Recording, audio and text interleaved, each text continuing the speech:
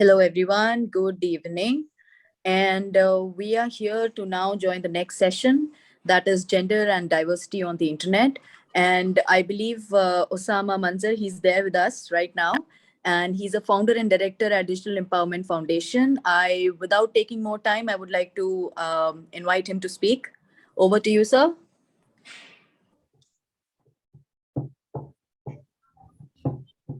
Hi, am I audible? Yes, you are, Osama. Yes. You are. Yeah. Okay, where is Gayatri? She hasn't come in yet, so Osama, you could start and then we'll bring her in. Perhaps you can start with your views on the gender and diversity on the internet and what should be done from the Indian perspective.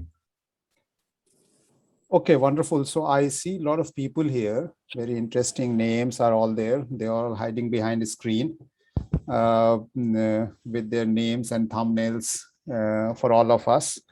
It will be good to see all of you, your face, so that, in the restricted way of talking to all of you, Are,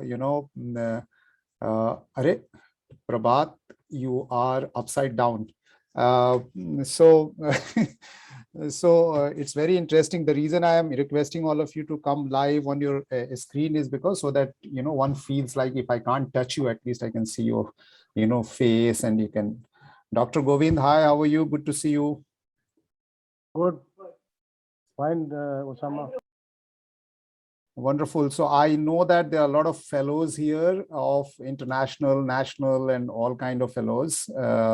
Very interesting to know that all these young people are interested in knowing more about internet, how internet has been impacting, giving us challenge and all that.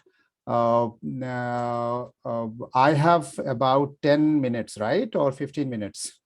You can stretch it to 15, Osama. Okay, I want to stretch because otherwise people will say that kya monologue chala rakha hai, it should not be like that.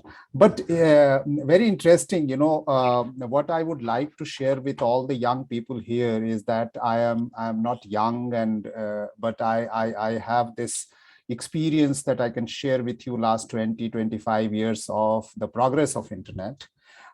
So I am sure many of you might have been born in a toddler when the internet started in India in 1995.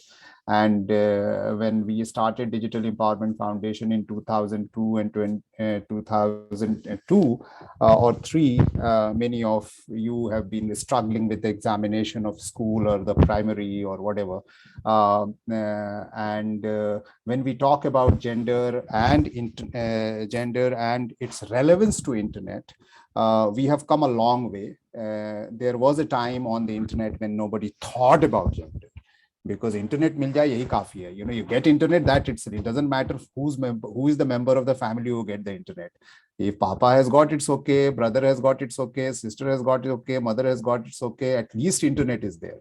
But now we have reached to the point where we can actually discuss how inclusive it is, how bad it is, how good it is my sister online, is my daughter online, is my elderlies are online or not, or for that matter, are you hyper connected, are you always on screen, are you where is the toxicity about the being online, what about social media impact, and what about all the time on Insta, and what about posting all the time unnecessary things. So there are a lot of aspect to gender and gender, but just let's get into the number. It looks like that India is totally internet and everybody is on internet, which is not correct. That is only correct when you are always on internet and you think everybody else is on internet. But the whole country is not internet. About 70 to 80% of all women in India are not on internet. That's a huge number, huge number. Especially all of you girls whose faces are in thumbnail, you should worry about that, why only your brother is online, or your husband is online, or your son is online, or your cousin is online, male cousin is online. You should be worried because it's a matter of exclusion now. That's very important. There used to be a time when internet was inclusion, aspirational, But now when you are not online, when you are not internet, you might be excluded for some opportunity, you might be excluded for some necessity, especially in rural perspective. If the woman is not connected, she doesn't know how to get her entitlement, she doesn't know how to get her banking account, she doesn't know how to get a job alternatively, or she doesn't know how to get online to get education, which post-COVID era is a very, very important. So the last 20-25 years, internet has progressed from aspiration and inclusion to a matter of exclusion, and that is a big difference. That's a very big difference between the two. Agar aapke paas kuch nahi hai, if you don't have anything, and it doesn't matter because you have road to go, and it's not only through online you have to go from one location to other, then it doesn't matter. But if you don't have a road and online is the only way, for example, I'll give you an example of that. You can't have a ration if your biometric is not authenticated through online biometric machine. There is no other way you can get a ration. So if there is no internet, and if there is no connectivity, and if the biometric authentication machine is not working, you may not get ration. That is exclusion. Recently, government said everybody has to register on CoWIN, to get vaccinated. If you can't register online, that means you can't get vaccinated. So it must be seen that is the matter excluding you, or is the matter giving you an opportunity? So of course the opportunity hasn't gone, possibility haven't gone, but it has gradually turned into exclusion. And that's the reason why gender inclusiveness in internet is an extremely important thing, because of your voice, because of your right, because of your opportunity, because of to avoid your exclusion. It's very, very important. There are 4 very, very basic things that now we are dependent on internet. Access to entitlement, which is government services, access to education, access to health, access to finance. And all this individually, you are also supposed to get connected, whether you are a part of family or not part of a family.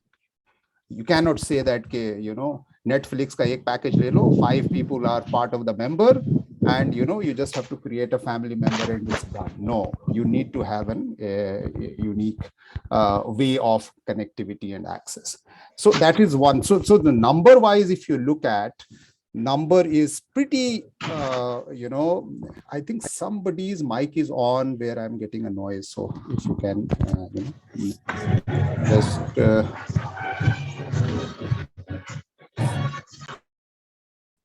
yeah, great, thank you. So gender part is very, very important, that how does it exclude on the basis of access to education and entitlement and finance and banking and health and so on and so forth. So the second part is very, very important, is that what can make gender inclusiveness at a larger scale.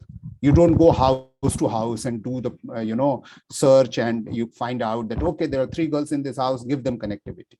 No, that's not the best way to go. Otherwise, then we'll keep on lagging. What is very important, that we must look at what are the institutional way that we can make gender inclusiveness at a larger scale. And when we take a policy decision, so if you take a policy decision of connecting a certain sector, you know that this will connect largely women. For example, there are 2 million ASHA workers in our country, 2 million. All of them are women. Can we make a policy that all of them get connectivity, all of them get access to digital, and all of them get access to internet? Is the institutional way of impacting one huge large number, because that will affect the whole family in that area, the village in that area, and all that. So that's one area, which is also e-health and e-health and providing health and through women. Several levels of access to health. The second is 33% of all panchayat level elected members are reserved for women, right? We elect close to 3 million people at a panchayat level. And in Bihar and West Bengal and many other states, this seat reserve is 50%. It's something like the village level parliament is 50% reserved for women. 33 to hai hi. I mean, there is 33% is in any case reserved. Now, imagine 1 million women who are elected to govern village level. If you go and find out, almost none of them would have access to internet from the perspective that we are thinking of.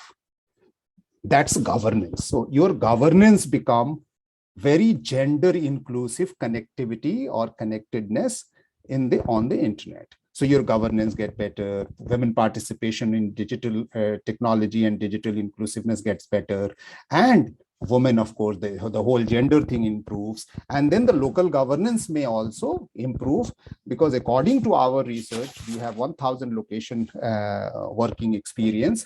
And we always find that if it is women who handles the internet, the impact of internet is much better. Accountability is much better, responsibility is much better, usage is much better. There will be less misinformation, there will be less fake news through that process. So women are in general found to be more accountable, more responsible, more conscious, and with more consciousness into how things should be used. So that is the second very good way of inclusiveness of gender-based internet. The third is SHG groups. We have millions of SHG group members. All of them are women. And all of them are supposed to be micro and nano entrepreneurs or workers or trying to do business, huge number. Can they be created a policy and they access internet and have internet is another, way of inclusiveness of women. And the fourth is education. A huge number of teaching community in education at a school level are women. Out of 7 to 8 million teachers in India at a school level, at least 30, about 3 to 4 million would be women. And then, of course, the whole 50% of the student community at a primary level and a secondary level would be 40 to 50% women. How come we take internet also at education level in such a way that there is more and more gender participation? So these are some of the way we can improve gender parity on internet and so on and so forth. I will give you just one example before my time ends, is that we have, just to give you a background, Digital Empowerment Foundation is actually an organization who works in taking internet to the last mile, taking digital to the last mile from all perspectives. We have about 1,000 locations in the country across 130 districts and 24 states, and about 1,000 locations, as I said. We learned in the last 20 years that all these last mile linkages that we have, which is run by an entrepreneur, is run by a woman. So we have a terminology called Suchnapreneur, which is information entrepreneur. So you will be surprised to know that initially we have less than 20% women Suchnapreneurs. Now we have more than 80% women entrepreneurs who are running these centers, who are service providers, connectivity providers, managers of connectivities, digital services, digital education, digital learning, digital skilling, digital health, digital finance. All of this is provided by these women-oriented entrepreneurs, including last mile Wi-Fi connectivity that we do is run by barefoot women engineers who never had a technological background, but they run Wi-Fi systems and so on and so forth. So I'm talking to you from a pure experiential perspective, is that never consider that the last mile connectivity as a technology. It is a communication tool. It is a connectivity tool that women can handle very well. Women are not second in that, it's primary. The second very important thing that we learned is that all these entrepreneurs who are at the last scale are much better accountable, more responsible. हमारे management में कम पैसे खर्च होते हैं, we less amount in managing them because of their very high level of accountability, and it is better, it's very honest. Impact is much higher. The first impact itself is that her home, her children, her family, every penny that they earn goes into the good direction rather than go to the bootlegger, So, it's very interesting that, when you work with the technology and access to internet, also misinformation and fake news is much lesser when the woman is handling the communication tool. It's always matlab ki baat and, right kind of things happens. Forwarding doesn't happen much. They will access internet only for good content or content which is relevant, contextual, and so on and so forth. So I'll end there by saying that we must work in a very nice way to take internet in the maximization to the woman oriented institutional way of taking internet, and not look at individual level of connectivity, because then that will increase the big scale impact. But any of you who want to know more about, we have been working on last mile connectivity, last mile entrepreneurship, last mile access to finance and education and all that, you can get in touch with me for more and more information. Thank you. Thank you, Osama. And I think that we're looking forward to a few questions. We have a few in the chat as well. And this is what Amrita says, that this is what the fellows are looking for, the real life experiences that you have shared with us. And I would also like to tell everybody that Gayatri is there with us now. So Gayatri, can you just hop in also? And with Osama, you both can take some questions. And then maybe you can give your piece. Perhaps Gayatri may want to say her initial remarks and then they take the questions. Okay. So I think, Osama, if you can just few minutes, you can, a I'm minute here. or two. I'm here. For some questions. Any participant would like to ask something? I guess they can answer the questions together. We'll collate it and give it to them. Natasha, Gayatri, would you want to come in now and share your thoughts? Okay, first, I'm extremely sorry. For some odd reason, I had this meeting down at 6:30 to 7:30. But first, it's fantastic to see so many participants. And I'm so excited to hear Osama after a really long time. And it's a great opportunity for all of us. Thank you so much. Let me keep my remarks short, but I wanted to flip the discussion around. And what I had hoped to discuss was more from a philosophical, from a conceptual perspective, because I think schools of internet governance, they contribute greatly to creating policymakers, for creating policy thinkers, but also it helps mold our thinking when we are doing implementation in whatever different ways, whether it is ICTs for D or even advocacy online. I think the schools of internet governance are extremely important. Now, I think the discussion around gender, I would actually like all of us to expand it beyond women versus men, sort of women or men kind of approach.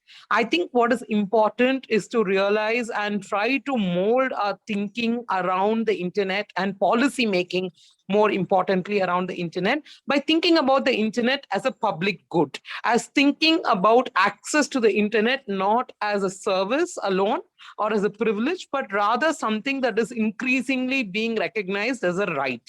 Now, we know that the Kerala High Court has recognized that they see the access to the internet as a right. And we know that the Supreme Court is slowly beginning to hear more and more arguments about access to the internet being important. So that's where I would like to start, is for us to recognize the gender digital divide. Gender digital divide meaning divide between men, women, but also persons belonging to different kinds of gender. So I think that's important. So let's look at what that means, right? One point is around actual access to the internet, which is the very beginning initial step, but that's not the end of things. A research done by the Internet Democracy Project showed that even if we have instances where women have access to the internet, they don't necessarily have ownership or complete ownership over their devices, right? So the experiences of men versus other genders is quite different, not only in terms of how they get access, but also in terms of how much autonomy they have over the access. Now, the amount of policing that happens around what kind of content that non-men can look at itself is something that is perhaps quite strong. And I think anyone who is from those communities will be able to get a sense of how that feels, right? Where you don't feel like And the reason for that is in most cases is because the mobile phone is bought by a male member of the family, or the SIM card is owned by a male member of the family, where the women and non-men related genders are forced to share their phones, are forced to sort of unlock their phones, even if it is boyfriends or like, your partner, you're forced to share. So there is an autonomy of theirs that is taken away, right? And now let's look at family situations, especially around the pandemic. The mobile phone that belongs to the woman is regarded as the mobile phone that belongs to the family. So therefore, there's no privacy, there is no control. Everybody else's needs for those mobile devices or digital devices trumps her need for the device, right? So I think the way to go about it would be for us to recognize that there is a de-agencifying of how we experience the internet. And I think it is important for us to remember that. Now, next is so that's the access level, right? I would also like us to look at the experiential level.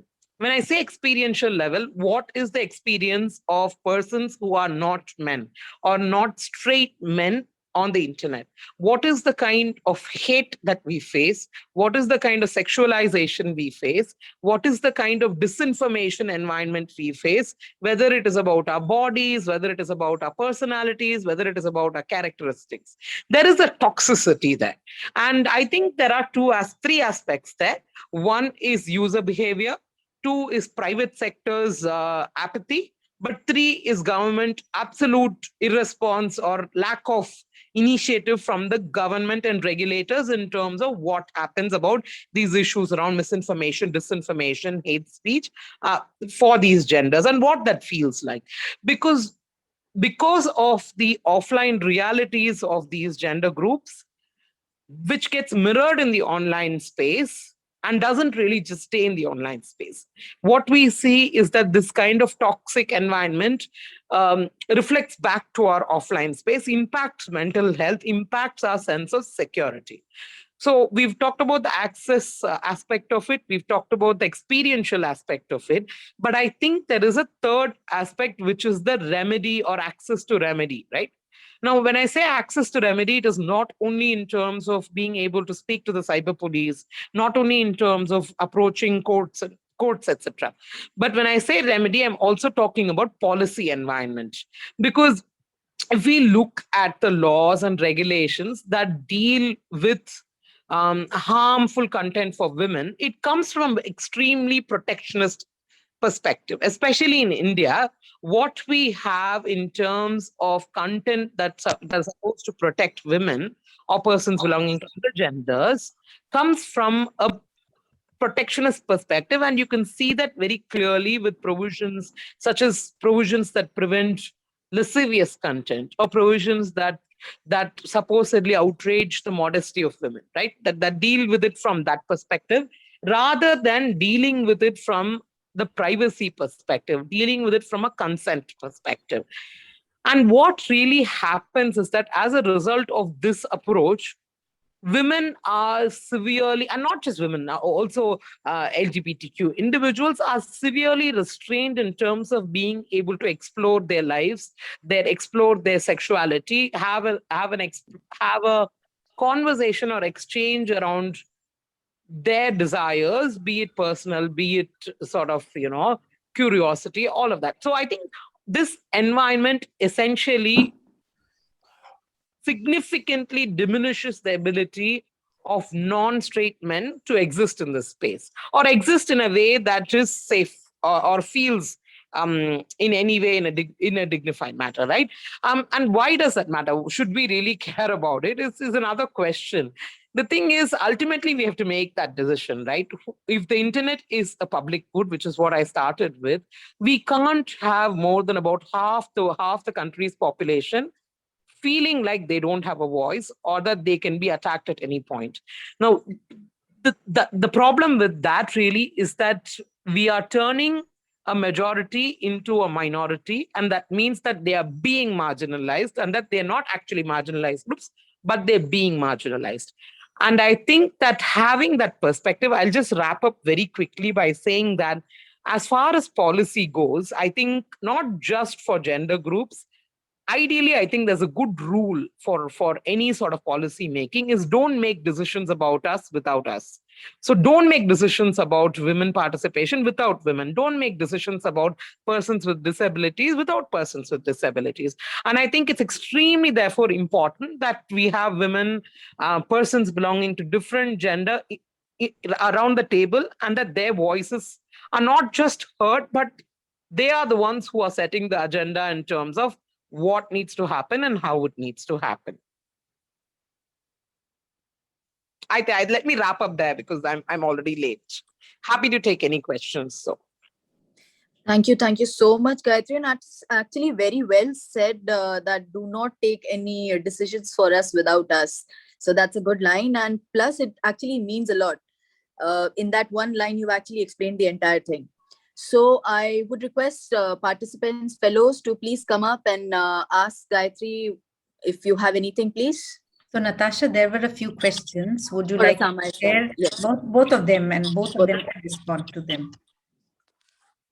Okay, so the question I would like to pick first is like how women participation can be increased in the virtual space, especially rural areas, and what is the government's role in that? Gayatri and Osama, anyone, please, both of you can answer, please.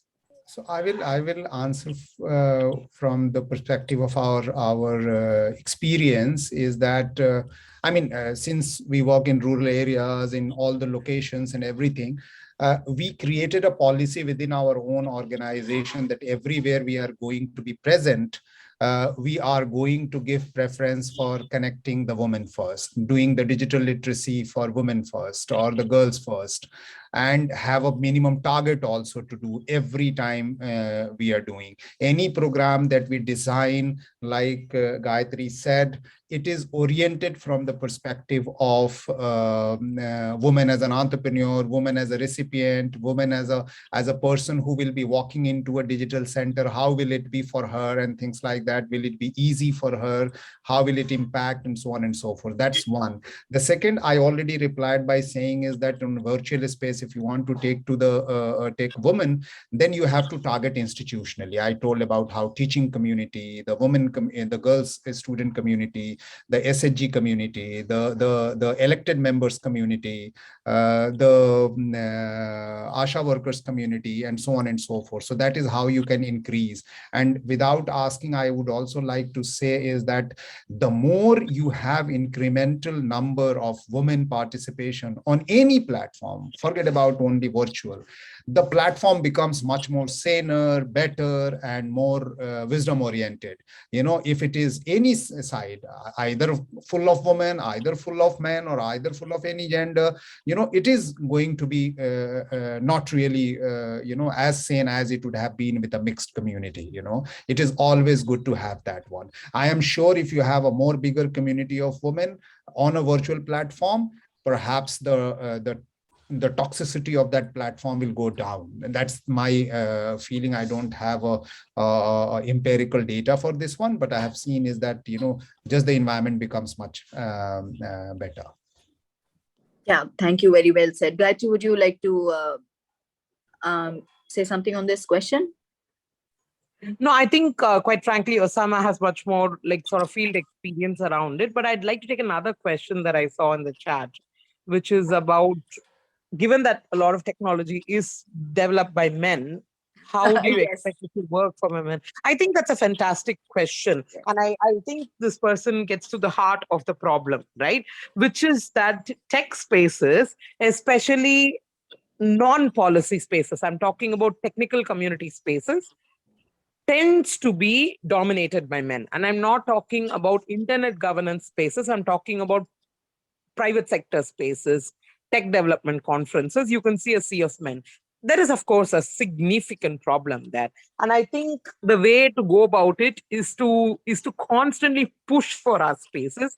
I think one thing for sure that I know a lot of my male colleagues, and I think my male colleagues in this room can also agree on, is don't go to manners. Don't go to conferences where there's a panel of men talking at the rest of the room. Refuse to be a part of that panel. Ask the question of why weren't you able to find a single woman tech person? And I think there is no dearth for really good experienced women experts in the region. For instance, Amrita is someone who's fantastic, right? But the problem is, I've often noticed that people would reach out to female sort of tech experts to only talk about women issues, as if that's the only thing that our brains are tuned to think about. So it's important that we are recognized as experts for our own, sort of on our own, but also being able to bring that perspective. So number one is refuse to sort of continue feeding that culture. But I think another really important point would be to sort of constantly bring in that perspective of what does this experience look like for women, right? So let me give you an example. Now, network shutdowns at the very face of it might seem like a normal human problem. That at a very superficial level, you might not seem to catch a gender perspective to it. But the fact is, network shutdowns impact women and persons belonging to other genders, or let me not say other genders, non-men gender. It impacts us very differently because it has a psychological impact. It impacts our ability to look for information, especially around reproductive emergencies. It impacts significantly the sociological, psychological network that we have. The sense of safety that we have significantly gets compromised. And APC did a research around it, and I'm happy to share that research. So constantly bring up that question. If you are the only person who manages to be on that panel, then make sure you bring up that question. But really, I think the solution is for us to push for more diverse ways to create technology, and to recognize that technology is not neutral. It's not as if tech is harmless and then it's only the way we use it. Technology at the end of the day is also built by someone. If that someone is racist and if that someone is misogynistic, then the tech also is going to be racist and misogynistic. Yes, thank you, Gayatri. It was just too good. I mean, I'm really feeling, I don't know about it. I think the fellows are also enjoying it, but it's a really good piece that you have said, and rightly put that if in case there's no woman on the panel, obviously you can raise a voice. And I think that is, if you start with that, it's going to make a big difference here. And this is how we push for things. So if I can take the last question, Amrita, if there's time, I can. Yes, we have 11 minutes, so you can go more. And if anyone wants to speak up, ask questions, please feel free to do so. It's great to have both Osama and Gaia here. Take the opportunity. We have Minu. Hello, ma'am. Yeah, Minu and then Anishka. Please go ahead. Hello, ma'am. Good evening, all. So I would like to say that many of the women have social accounts. I mean,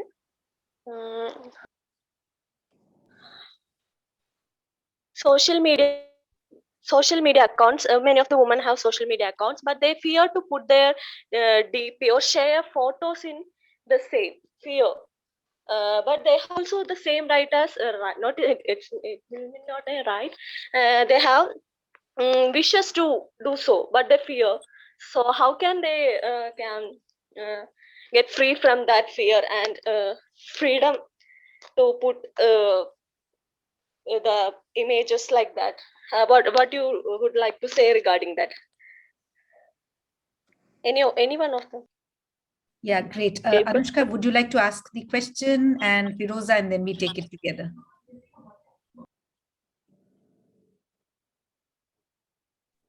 Yeah. Hi. Can you hear me? Hi.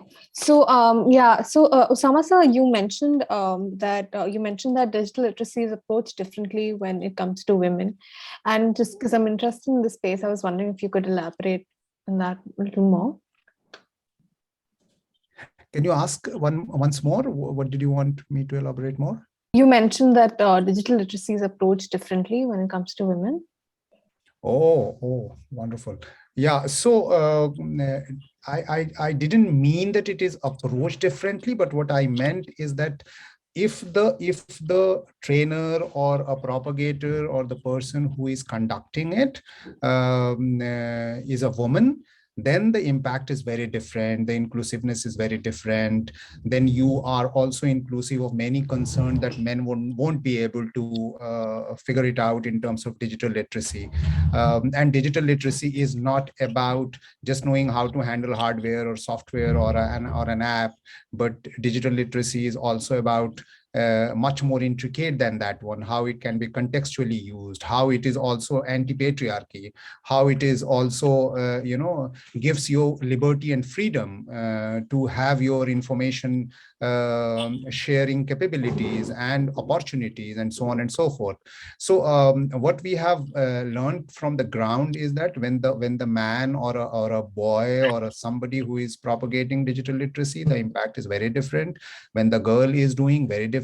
Number one itself is that when the boy is doing, many girls won't like to have the digital literacy by the men because of maybe intimidation, maybe because it is culturally they are not comfortable, and so on and so forth. But when it is women, then it's very different. You are much more inclusive, you are much more diverse, you are much more contextual, and so on and so forth. And also the need of women of a digital device or the communication thing is very different, in most of the cases very different than the men.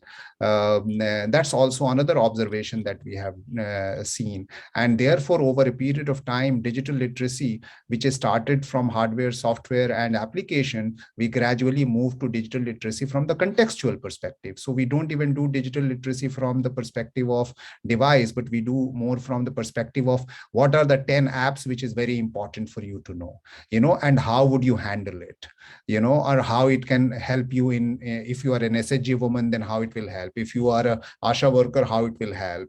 And how do you basically contextually learn is what I meant. For example, one of the things that we started with digital literacy from written perspective, we started going digital literacy orally. Now, most of our curriculum and training material is all audiovisual, symbol-based, audio-based, video-based, sign-based, meme-based, caricature-based, because your mobile is all symbol. Have you seen, do you open any app of icon which is not from icon perspective?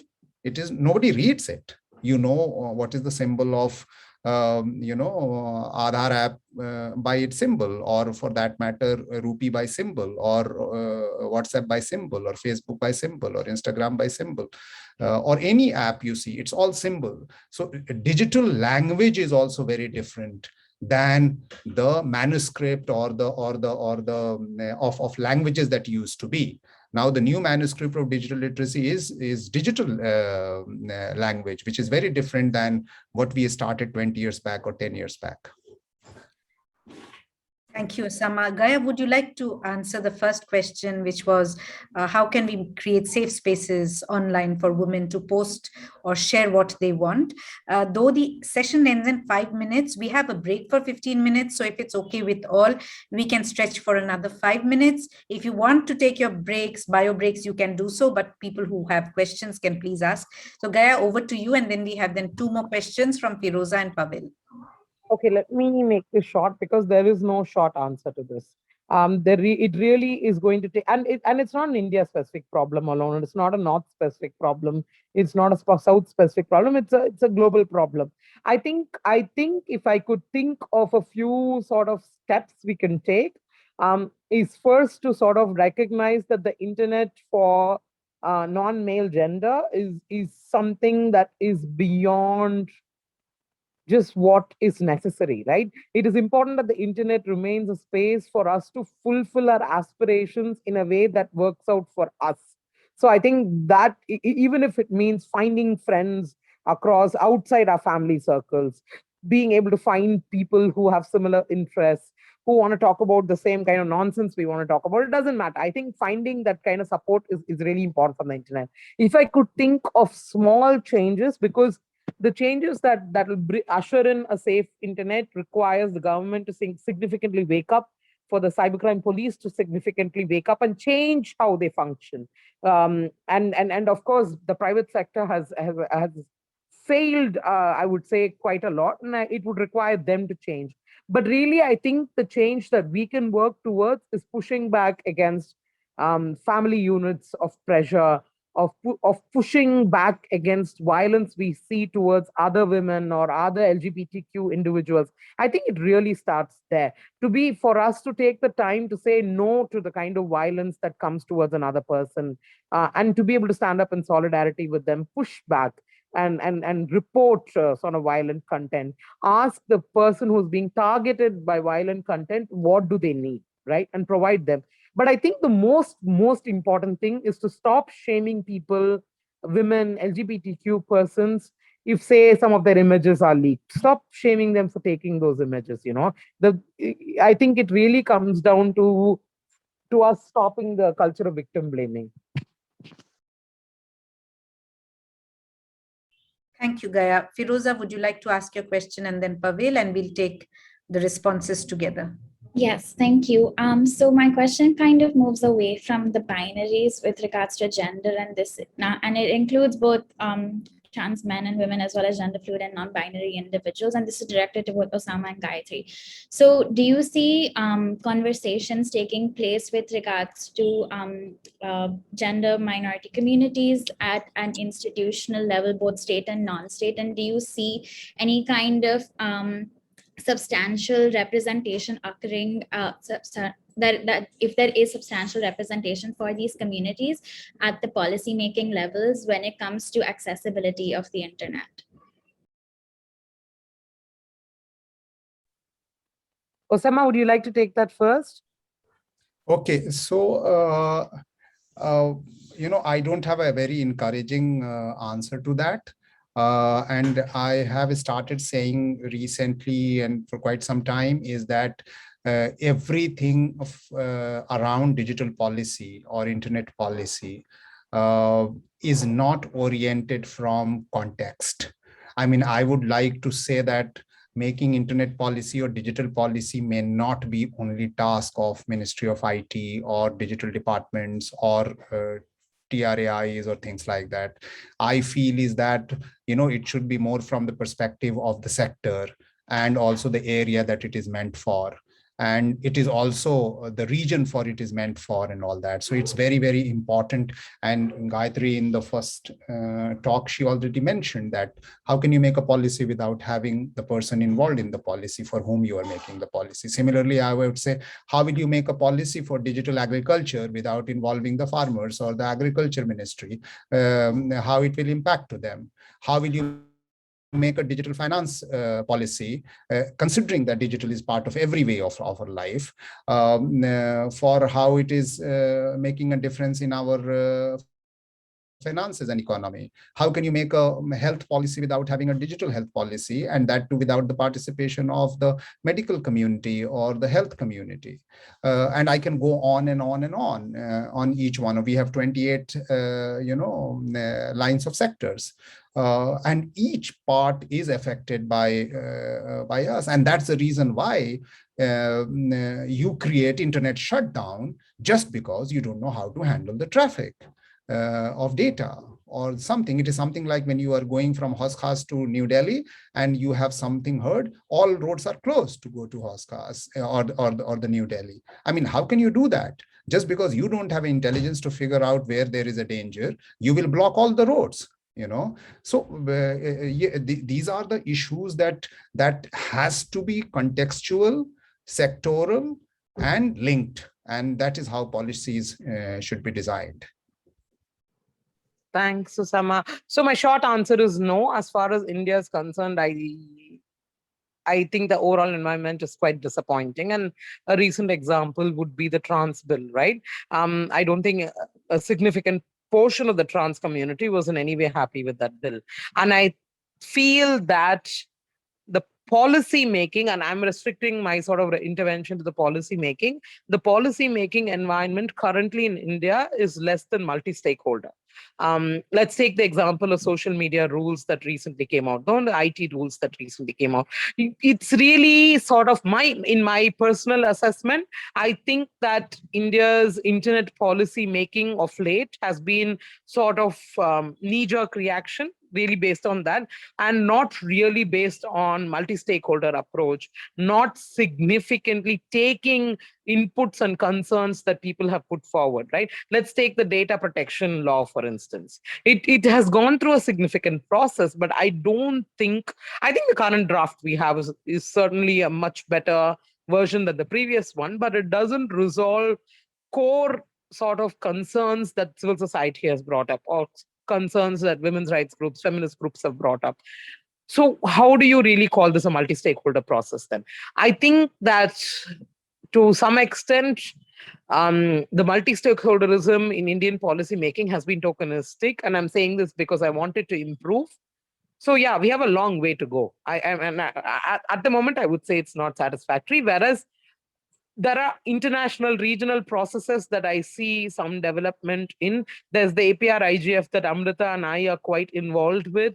And we've seen significant progress there, right, Amrita, in terms of being able to mainstage gender, being able to sort of really get thinking around gender incorporated. So it's possible. It is possible to influence any space, but it's going to take a lot more effort, and it's going to have to come from different sectors. Thank you, Gaya. Pavel, the last question, and then we can stop the queue. Yeah, hi, good evening. I just wanted to ask, is there also a correlation between the increasing online sexual harassment cases against women in India? Now, I do say India, but what I really mean is the whole South Asian subcontinent. I'm not just pinpointing out one single country. And the reason why there are so less Indian females online, because this is based on the stats that Osama just mentioned a while ago. That's the first question. And just to comment on the feedback, just to comment on what Minu Priya said a while ago regarding why women are afraid to put their profile pictures on. And I think that is a good question, because there's this thing called a Facebook guard, which is only available, I think, by the way, in the subcontinent of South Asia, which is funny to me because it's not available anywhere else, or I've not heard it's not available here in Thailand, and I can't get it. But it just raises the question, like, are women really safe over there online, especially that they have to use a profile picture guard to make sure nobody steals their pictures? So yeah, just the feedback for me on that.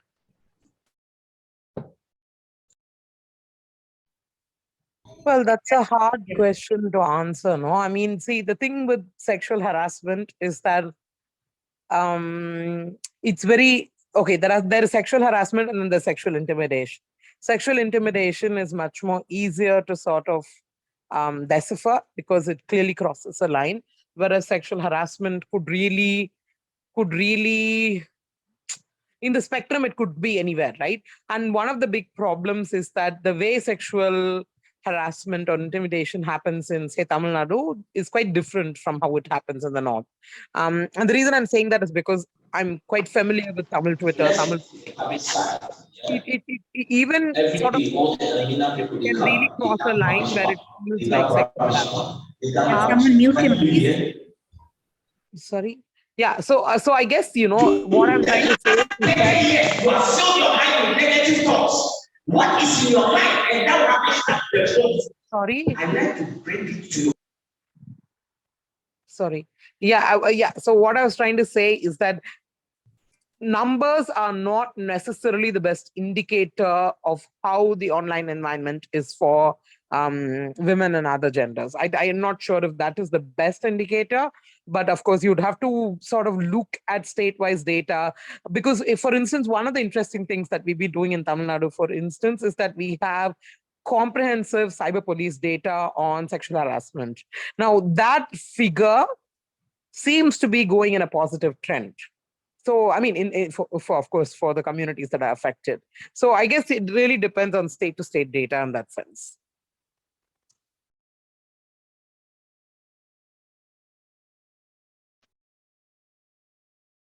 Thanks, Gaya. Thanks, Osama, for the wonderful talk and spending time on a Sunday evening with the fellows. And thank you for sharing your email IDs.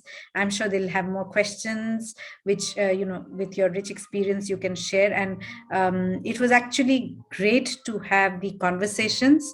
And thank you so much once again.